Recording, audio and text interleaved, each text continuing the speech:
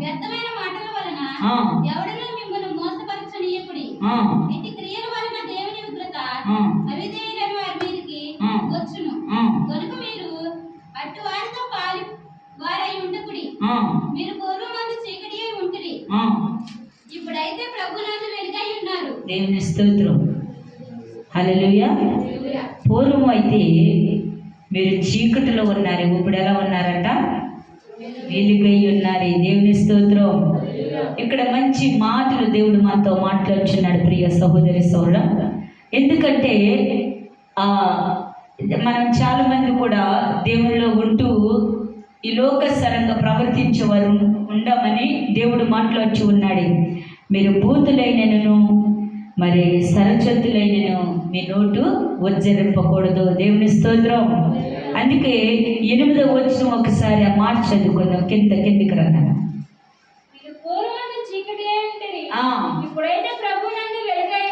హల్లెలూయా. ఇప్పుడు మీరు వెలుగై ఉన్నారు కాబట్టి, దేవుని సంబంధికులై ఉన్నారు కాబట్టి, ఈ లోకసరమైన మాటలు మీరు ఉచ్చరింపకూడదు. దేవుని స్తోత్రం. అదే 4:4 కూడా చూద్దాము. 4:4 అధ్యాయం 4 వచనం.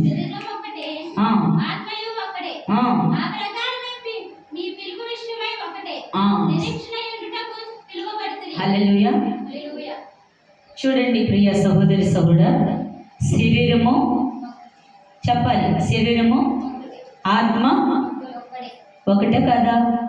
మనం చాలా మంది అనుకుంటాం నేను వేరు, నా శరీరం వేరు, నా తలంతి వేరు. హల్లెలూయా. ఇక్కడ ప్రభువు ఏమని చదివిస్తున్నాడంటే మరలా 4 వచనం కాడి చదువుతారు. శరీరం ఒక్కటే, ఆత్మయు ఒక్కడే.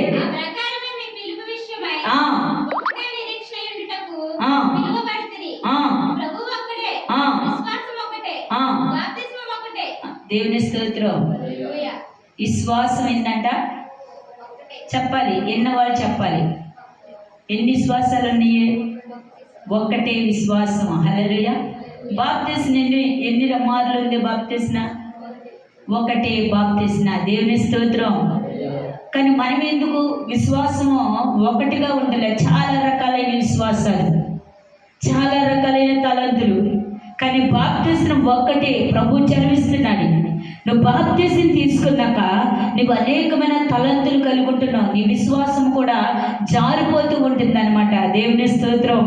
అందుకని పరిశుద్ధాత్మ దేవుడు అంటున్నాడు కదా, ప్రభువు ఒక్కడే, ఆయన ఆత్మ కూడా ఒక్కటే. దేవుని స్తోత్రం.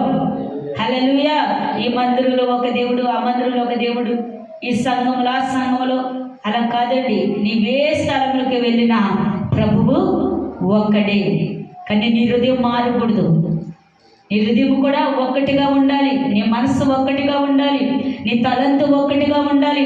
ఈ మందిరంకి వెళ్తే ఈ రీతిగా, ఆ మందిరంకి వెళ్తే ఆ రీతిగా, అలా కాదు. నీవు ఎక్కడికి వెళ్ళినా ఒకే ఆత్మ కలిగి ఉన్నప్పుడు నా దేవుడు నీతో కూడా నడుస్తుదురుగాక. హల్లెలూయా. చూడండి, ఒక పని మీద మనం తలంతు పెడతాము. ఈ పని ఎలాగైనా చేయాలి, దీన్ని ఎలాగైనా అభివృద్ధి చెందాలి, ఈ పని విషయంలో నేను చాలా కష్టపడుతున్నా, ఈ పని ఫలించాలి అని నువ్వు ఎలాగా ఒక సాధనముగా మార్చుకుంటువో, అలాగే ప్రభు యందు కూడా నువ్వు నిలకడగా కలిగి ఆయన యందు బలమైన ఒక సాధనముగా నువ్వు నిలబడి ప్రార్థన కలిగి ఉంటే నీ కుటుంబం ఆశీర్వదించబడుదురుగాక. నా దేవుడు అందలేనంత ఎత్తుగా నా దేవుడు తీసుకెళ్ళబోతున్నాడు. నా దేవుడు ఉన్నతమైన స్థలాల్లోనే నిలబెట్టబోతున్నాడు. దేవుని స్తోత్రం. హల్లెలూయా. ఎప్పుడో తెలుసా? పట్టుదల కలిగిన జీవితం ఉండాలి. అయ్యో ప్రభు నాకు ఈ తలంతి ఇచ్చారు, ఈ తలంతును బట్టి నేను ప్రభులో అంటగట్టి పడి ఉండాలి. ప్రభు ఇంకా నేను దీన్ని బట్టి నేను ఉన్నతమైన శిఖరం మీదకి వెళ్ళాలి, అనేకమైన ఆత్మలు రక్షించాలి, తెలియని వారికి ప్రకటించాలి, నా విరుగు పొరుగు వారికి నిన్ను గురించి సాటి చెప్పాలి. ఎప్పుడైతే ఈ మనసు నీలోకి వస్తుందో నీ కుటుంబం వర్ధిల్లబడుదురుగాక. కింద చదువునన్న మాటని. అందరికీ తండ్రి అయిన దేవుడు ఒక్కడే. వేరు వేరు దేవుళ్ళు ఉన్నారా?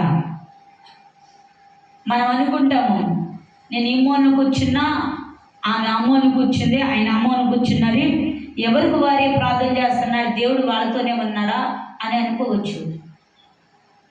కానీ ప్రభు ఏమంటున్నాడంటే అందరికీ తండ్రి ఒక్కడే, నువ్వు ఎక్కడ నిలబడితే అక్కడ ఆయన ఉంటానని చదివిస్తున్నాడు. దేవుని స్తోత్రం.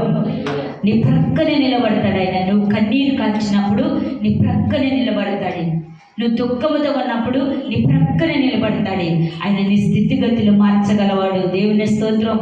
ఒక తలంతు నా ప్రభు నీకు ఇచ్చారంటే దాన్ని బట్టి నువ్వు కలిగి ఉండాలి, దాన్ని గట్టిగా పట్టుకోవాలి. ప్రభా, ఎన్నిక లేని నా జీవితాన్ని మార్చావు, ఎన్నిక లేని నా పరిస్థితిని మార్చావు అయ్యా, దాన్ని బట్టి నేను ఉన్నతమైన శిఖరం మీద ఉండాలని నువ్వు ప్రార్థన కలిగి ఉండాలి. దేవుని స్తోత్రం.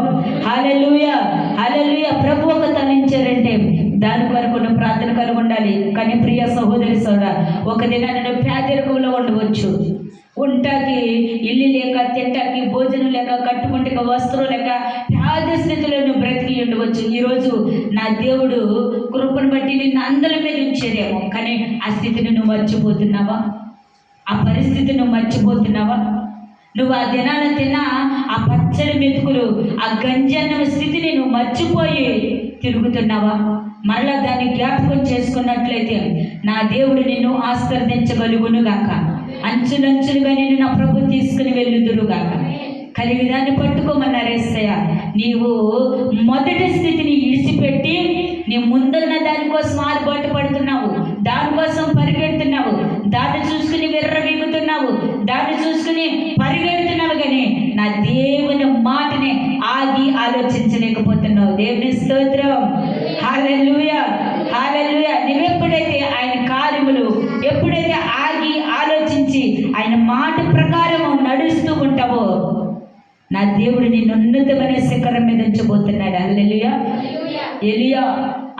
ఎలీషా దేవుని మాట విన్నారు. ఏలియా సువార్త ప్రకటిస్తూనే దేవుడు తన దూతల్ని రథాలను పంపించి ఆ ఏలియాని రథాల మీద ఆకాశానికి ఎత్తిపోయాడండి. దేవుని స్తోత్రం. ఈ భూమి మీద పాత పెట్టలేదు, క్షీణించిపోలేదు, నమసలేదు, రోగము అనారోగ్యం అనలేదు. ఆయన ప్రకటిస్తూనే ఆ మంచు కొండల మధ్యకి వెళ్ళి ప్రార్థన చేస్తున్నాడు. కొన్ని రథాలు ఏలియా దగ్గరికి వచ్చినాయి, ఆ రథాల మీద ఎత్తుకుపోవడం జరిగింది. గట్టిగా చప్పట్టుకుంది. ఈరోజు నువ్వు దాన్ని ఆస్వాదిస్తున్నావా? కలిగి దాన్ని గట్టిగా పట్టుకుంటున్నావా? నాకేదో ఉండాలి, ఏదో సంపాదించాలని పరిగెడుతున్నావా?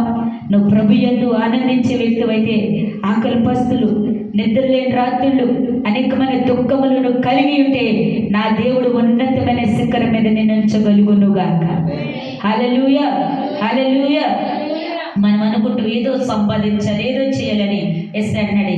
రేపటి దినం నీది కాదు, రేపటి దినం నీది కాదు. ఎప్పుడు ఏ క్షణం ఎలా తునీకరించబడతావో తెలీదు. నేను పిలిచినప్పుడు నీవు నా వైపుకు చూడాలి. దేవుని స్తోత్రం. ఎందుకంటే ఈ లోకంలో పరిగెడుతున్నావు, సంపాదిస్తావు, దేవుని ప్రేమ లేకోకన్నా నీవెంత సంపాదించినా అది వ్యర్థము అని ప్రభు చదివిస్తున్నాడు. ధనవంతుడు ఎంతో సంపాదించాడు, కోట్ల కొలది ఆస్తి సంపాదించాడు. పేద లాజరు, దరిద్రుడైన లాజరు, ఏమీ లేని స్థితిలో ఉన్న అబ్రహాం కుడి రొమ్మను అద్దుకున్నాడండి. దేవుని స్తోత్రం. ఈ లోకంలో నీవెంత సంపాదించినా, ఎన్ని సుఖభోగాలు అనుభవించినా నా దేవుని రొమ్మను అద్దుకోలేవు. కానీ నా దేవునితో పోరాటం కలిగినప్పుడే పరలోకములోనికి వెత్తబడుదురుగాక. హల్లెలూయా, హల్లెలూయా. ధనవంతుడు ఏమయ్యాడండి? నిత్య నరకంలో ఉన్నాడు, కేకలు పెట్టాడు, ప్రభువా ఇదిగో నీ ప్రక్కనున్న చూడండి. అక్కడ కూడా ఏమని మాట్లాడుతున్నాడంటే, నీ పక్కనున్న ఆ పేద లాజరుని నా దగ్గరికి పంపవా? ఆ అగ్నిగుండంలో మండుతూ ఉన్నా ఆ మాట నిడిచిపెట్టినని చూసావా? నీ పక్కనున్న ఆ పేద లాజరుని నా దగ్గరికి పంపయ్యా. హల్లెలూయా. ఇంకా పేద లాజరే అంటున్నాడు, కానీ పేద లాజరైన దేవుని రొమ్మను అద్దుకున్నాడు. దేవుని స్తోత్రం. హల్లెలూయా, హల్లెలూయా. నువ్వు అనుకోవచ్చు, ఎవరో ఏదైతే సంపాదిస్తున్నా నేను కూడా సంపాదించాలి అనువని పరిగెడుతున్నావా, ఆర్భాటం చేస్తున్నావా? దేవుడు 1 మారు 2 మార్లు నీకు అవకాశం ఇస్తాడు. అమ్మా ఇది ఈ సంపాదన చాలు, ఇక రా నా వైపుకి. అయ్యా ఈ సంపాదన చాలు, ఇక రా నువ్వు నా వైపుకి. ఇక నువ్వు సంపాదించవలసి నా నిమిత్తాన అని దేవుడు అవకాశం ఇస్తాడు. కానీ మనం పరిగెడుతూనే ఉంటాము. హల్లెలూయ, హల్లెలూయ. ఊహించలేని కార్యాలు చేయగలవాడు. కింద చదువునానా, ఆయన అందరికీ పైగా ఉన్నవాడే, ఆయన అందరికీ పైగా ఉన్నవాడే, అందరిలోని వ్యాపించి ఆ అందరిలో ఉన్నాడు. దేవుని స్తోత్రం. అందరిలో వ్యాపించి అందరిలోనే ఉన్నాడా లేడా? ఇప్పుడు మీ మధ్యన ఉన్నారా లేరా? మీ హృదయంలో ఉన్నారా లేరా? అందరిలోనే ఉన్నాడు ఆయన. దేవుని స్తోత్రం. ఆపద వచ్చినప్పుడే ప్రభువు కాదండి, నిత్యము దేవుని ఆరాధించాలి. శ్రమ వచ్చినప్పుడే దేవుని మందిరాన్ని కాదు, కానీ ప్రతి నిత్యము ఆయన్ని ఆరాధించాలి. హల్లెలూయా. ఈరోజు ఏ పని పాట లేకోకుండా అన్ని ప్రశాంతత కొట్టి, అమ్మ ఈరోజు ఎలాగైనా మందిరానికి వెళ్ళాలి అనుకున్న వాళ్ళు తీరుబాటుగా మందిరాన్ని ఎత్తుకుంటారు. దేవుని స్తోత్రం. ఎన్ని పనులు బిజీగా ఉన్నా నా దేవునికి నేను అర్పించాలి అన్నవారు మనసులో నిత్యము నా దేవుడు కొలువయ్యుందురుగాక. హల్లెలూయా. మనం చాలా మంది పనికి కేటాయిస్తామే కానీ దేవునికి మాత్రం మనము సమయం ఇవ్వలేము. దేవుని స్తోత్రం. నా పని నేను అని బిజీ ఉండవచ్చు, కానీ అక్కడ ఇంకా బిజీగా ఉంటావు నువ్వు రేపటి దినాన. ఎందుకంటే అగ్ని ఆరదో, పురుగు సావదో, యుగాలు అక్కడ కేకలు వేయాలి. ప్రియ సహోదరి సహోదరుడా, గమనించండి దేవుని మాటని. కింద చదువునానా, అయితే మనలో ప్రతి వానికి ఆ క్రీస్తు అనుగ్రహించే వరం యొక్క అందుచేత